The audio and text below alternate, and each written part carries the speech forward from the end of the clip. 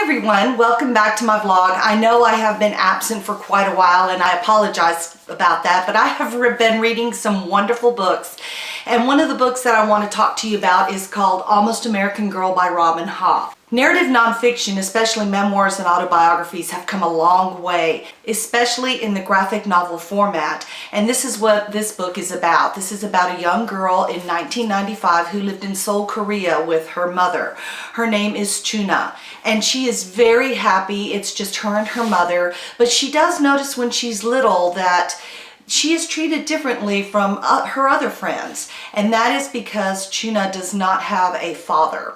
And in the Korean culture, women who have children out of wedlock or without a husband are very much looked down upon as not good enough, as inferior. But she leaves that all behind her, and she and her mother are quite happy. Her mother scrabbles to make a life for herself and ends up being very successful in the business that she owns. When Chuna turns 14 years old, her mother comes up to her and tells her that she's going to go to the United States to visit a friend. And Chuna's pretty excited. She's never been to the United States before. Of course she's excited. So she gets all packed up and she and her mother go, but little does she know that her mother is not telling her the whole story. What has happened is that her mother has met a Korean American and is moving there in order to get married to him. Chuna is miserable. She goes to school and they make fun of her. She doesn't know the customs. She doesn't know the language. Just think about it.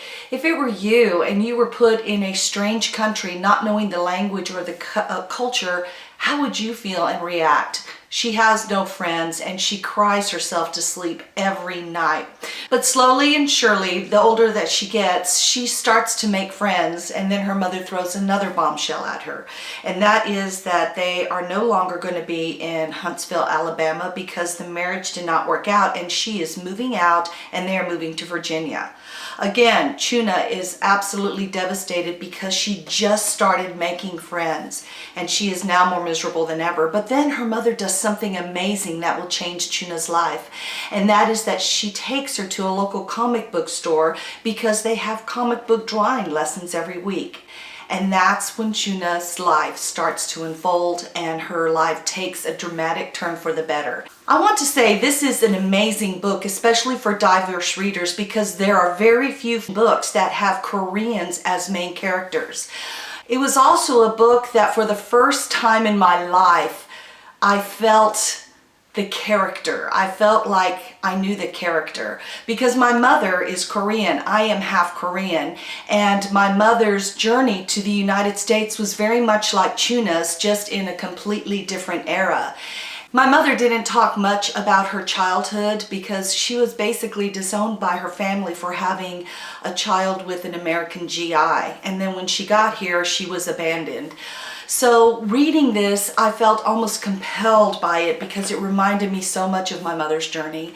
So I do hope you pick up this book and read it. It is a very powerful graphic novel memoir, and it has such a great ending. Robin Ha, who is Chuna, who wrote this book, also has some great endnotes about the relationship between her and her mother, which is a very strong relationship in her culture. So definitely pick this book up. I highly, highly recommend it. And thank you once again for watching this. If you'd like, please subscribe to my vlog to know when the next post is going to be put up. And I hope you have a wonderful rest of the week. Thank you. Bye.